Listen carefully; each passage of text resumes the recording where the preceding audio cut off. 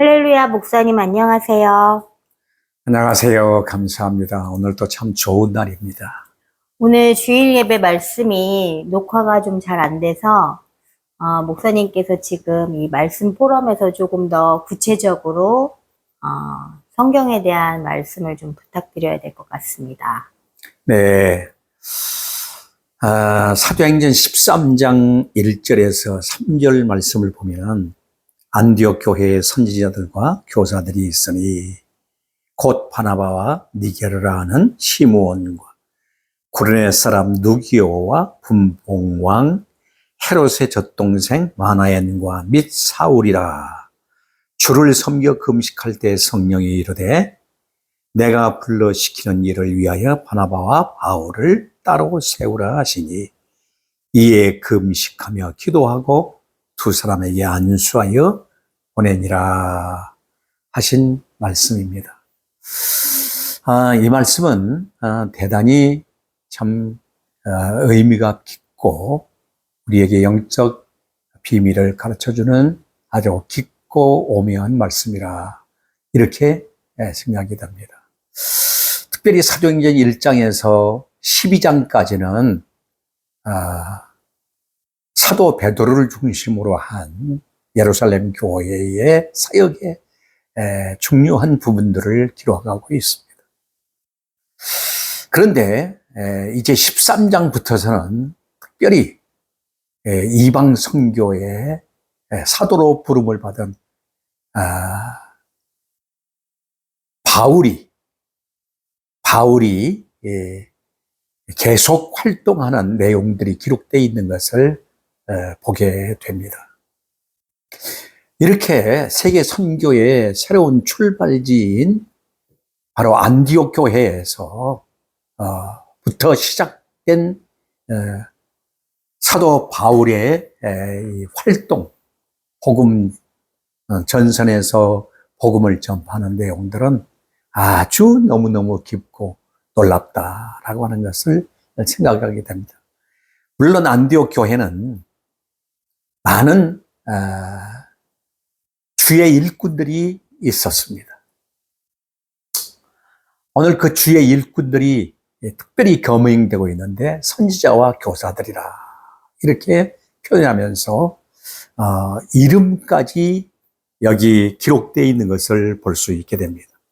특별히 바나바, 니게르, 시므온과 구레네 사람 누기오와 분봉왕 젖동생 마나엔과 및 사울이라 이렇게 기록하고 있는 것을 보면서 정말 세계 선교를 이루기 위한 전초 기지로서 정말 이렇게 짜임새 있게 또 모두가 복음으로 하나 되어서 선교를 위해서 전적으로 헌신하고 또 충성할 수 있는 이와 같은 기반을 이루는 교회였다라고 이와 같이 생각하게 됩니다. 그래서 바나바와 바울에게 특별한 안수를 통해서 세계 선교의 새 문을 여는 이러한 참으로 역사적이고 또 감개무량한 그러한 출발점을 이렇게 소개하고 있는 것을 볼 수가 있게 됩니다. 그러면 이제 안디옥 교회의 그 성장을 위해서 정말 주된 역할을 하고 있는 실질적인 선지자들과 교사들이 이렇게 구체적으로 지금 이렇게 언급이 지금 되고 있는데요. 네. 조금 더 자세한 말씀을 좀 해주셨으면 좋겠어요. 네. 여기 지금 선지자와 교사들이라고 표현하면서 구체적으로 그 이름들이 여기 기록되어 있는 것을 볼 수 있습니다. 바나바는 예루살렘 교회에 특별히 안디옥에 파송받은 이러한 사역자였고 또 안디옥 교회를 사도 바울과 함께 굳게 세우는 일에 있어서 주된 역할을 감당했던 사역자가 바로 누구냐? 바나바입니다. 그리고 여기 또 기록되어 있는 니게르라 하는 시므온과 이 니게르라고 하는 표현을 볼 때 아마도 이 사람은, 이 시므온은 흑인이 아니었나 이렇게 싶습니다. 그리고 구레네 사람 누기오와 분봉왕 헤롯의 젖동생 마나연과라고 하는 것을 보면 당시에 또 고위급 인사가 이와 같이 안디옥 교회의 일원이었을 뿐만 아니라 특별한 사역자로서 이와 같이 세워져 있다는데 또 복음 전파에 아주 획기적인 역사를 가져올 수 있는 그런 기반이 아니겠는가 이렇게 봅니다. 그러면서 마지막으로 사울이라 이렇게 표현하고 있습니다. 사울은 정말 다메섹에서 예수 그리스도를 만난 이후에 그가 특별히 아라비아 광야에 들어가 사역을 준비하다가 이렇게 바나바의 초청을 받고 안디옥 교회에서 바나바와 함께 성도들을 가르치고 또 함께 동역하면서 큰 일꾼들을 세웠다라고 할 만큼 이와 같이 중요한 인물들이다. 이런 분들이 있었기에 아마도 세계 선교의 새 문을 여는 일에 주저하지 않았다라고 하는 점에서 아주 의미가 깊다라고 말할 수가 있습니다. 네, 그러면 목사님, 안디옥 교회에 대해서 좀 궁금한데요. 하나님께서 전 세계 선교의 전초기지로 안디옥 교회를 사용하셨는데 예루살렘 교회도 사용하실 수 있었을 텐데 왜 안디옥 교회를 이렇게 세우셔서 전 세계 선교지의 전초기지로 사용했는지 그것에 대해서 좀 더 자세하게 전해주세요. 네, 아주 중요한 말씀인데요. 진짜 모체 교회는 예루살렘 교회죠. 그런데 예루살렘 교회는 대부분 유대인들입니다. 유대주의는 언제나 율법을 가장 중요하게 여겨왔던 그들의 신앙관이 그 속에 뼛속 깊이 새겨져 있어서 복음을 이해하고 복음을 받아들이는데 아주 참 문제가 있었습니다. 그래서 그들은 해석 자체가 율법과 복음을 이렇게 같이 해석해가는 이런 경향이 많았어요. 그래서 예를 들어서 할례 문제를 통해서 봐도 복음을 믿고 복음의 사람들이 되었음에도 불구하고 할례를 받아야 된다. 율법에 정말 율법을 준수해야 된다 하는 이런 식의 해석 방법이 언제나 복음을 가로막는 일이 되었습니다. 이러다 보니까 이방에 흩어져서 복음이 들어가 이방인들이 예수 그리스도를 믿고 그리스도 안에서 세례를 받고 성령의 세례를 받는 이와 같은 과정 속에서 예루살렘 교회에 있는 유대인들은 이방인들도 그러면 할례를 받아야 되지 않느냐 이런 문제를 가지고 계속 문제화되었던 겁니다. 그래서 율법의 완성인 복음, 이 복음을 확실하게 받아들인 이방 교회의 안디옥 교회는 그러한 율법과 복음의 차이에서 문제를 일으키고 문제를 야기시키는 일이 없었습니다. 그래서 일사불란하게 복음을 전파할 수 있는 바로 모든 기반을 갖춘 교회가 어디냐? 안디옥 교회였어요. 이방에 가장 먼저 세워진 안디옥 교회. 그래서 안디옥 교회로 중심해서 세계 선교에 불을 붙이는 전초기지가 될 수 있었던 것이 바로 거기에 있습니다. 그래서 하나님께서는 예루살렘 교회는 모체 교회로서 안디옥 교회를 세우는 일에 있어서도 그 역할을 다 예루살렘 교회가 해왔습니다.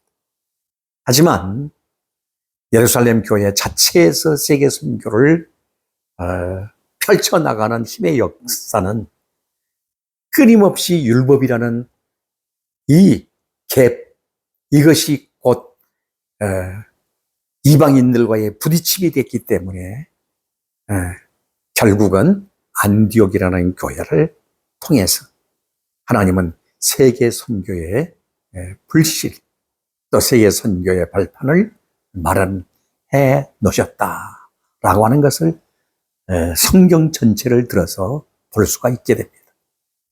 네, 안디옥 교회를 바라보면서 우리들도 율법에 매여 있으면 복음의 흐름을 방해한다라는 어떤 그런 구체적인 말씀을 주셔서 감사드립니다. 그러면 또 여쭙고 싶은 게 네. 그 안디옥 교회가 이제 세워졌어요. 네. 안디옥 교회가 이제 세워졌는데 전 세계로 이제 전 세계 선교를 발판 삼은 그런 교회가 됐는데, 지금 오늘 말씀에 안디옥 교회의 운영 방식에 대한 말씀을 잠깐 주셨거든요. 네. 안디옥 교회는 어떤 은혜로운 어떤 그런 방식, 운영의 방식이 있었나요? 네. 그렇습니다. 안디옥 교회가 인적 자원이 참 많은 교회였죠. 앞에서도 선지자들과 교사들을 겸해했습니다. 그런데 그러한 교회가 교회되기 위해서 운영이 필요한 거죠. 그런데 그 운영이 모든 사람들이 생각할 때 첫째가 바로 재물이라고 생각해요. 돈이라고 생각해요. 그런데 진정한 교회가 바르게 세워지는 데에는 재물은 부수적인 겁니다. 가장 중요한 것이 바로 영적인 거예요. 영적인 것이 바로 뭐냐? 금식과 오늘 본문 성경에 보니까 기도였다라고 이렇게 표현하고 있습니다. 3절 말씀에 금식하며 기도하고 라고 하는 말씀입니다. 참 얼마나 중요한지 모르겠습니다. 우리나라 초대교회를 부흥 성장의 모습들을 보면 첫째가 바로 금식하는 정말 교회였습니다.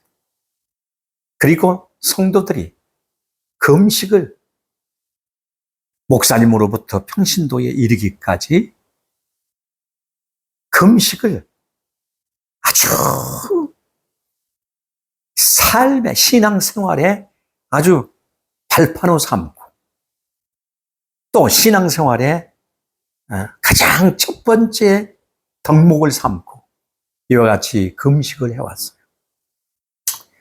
근데 물론 잘못된 금식도 있지만은 하나님이 기뻐하는 금식.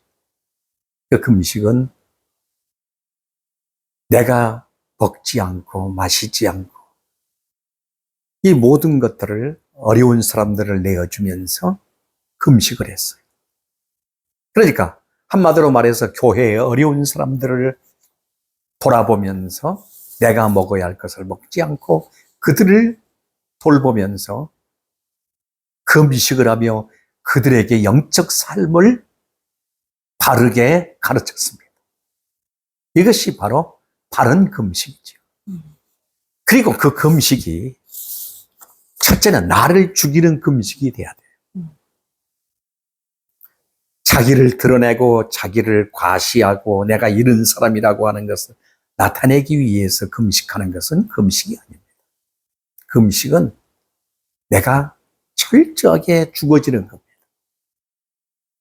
옛사람이 죽어지고 성품이 죽어지고 또한 내 속에 갖가지 교만함과 또한 어리석음들이 다 죽어져야 하는 겁니다.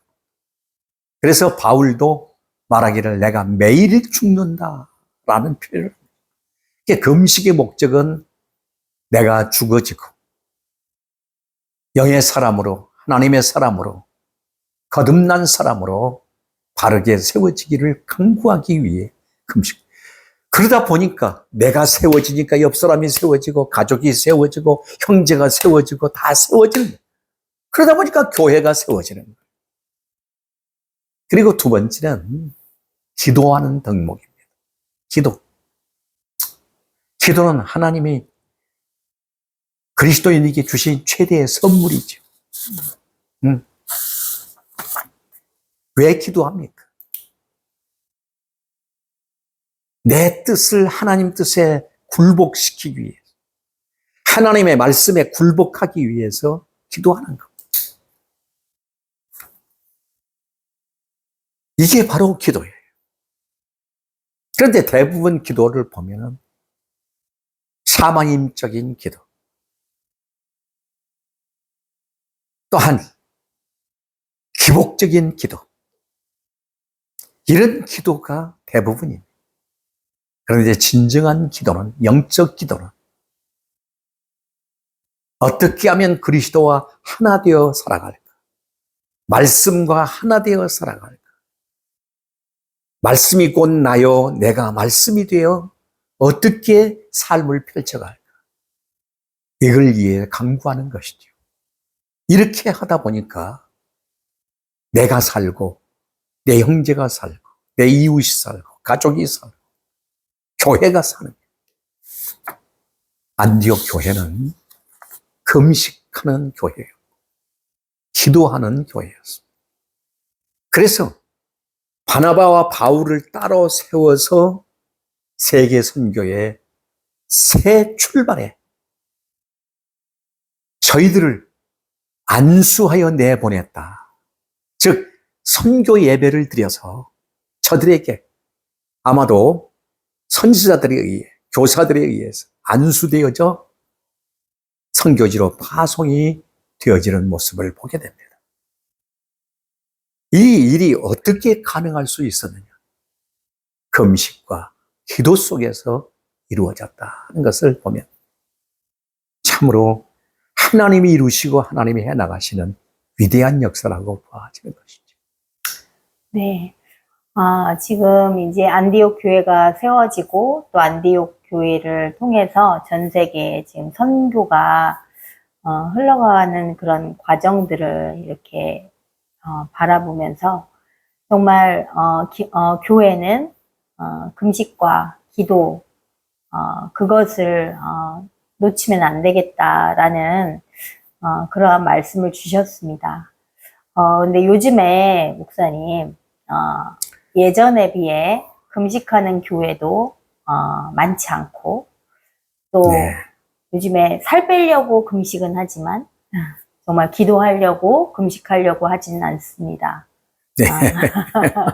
그래서 지금 이제 앞으로 우리 후대들에게 하지만 지금 지난주의 말씀처럼 말씀이 흥왕했다라는 그 네. 말씀처럼 세대가 사악해지고 더 사단의 역사가 더 강하면 강할수록 하나님의 말씀은 더 흥왕되어지고 하나님의 나라가 더 강권적으로 역사한다라는 그 말씀을 주셨는데요. 네. 지금 너무 많은 정말 흑암의 그 권세가 강하게 드러나고 있는 때이잖아요. 네.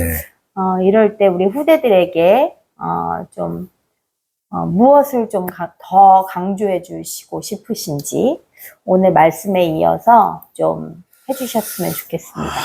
네.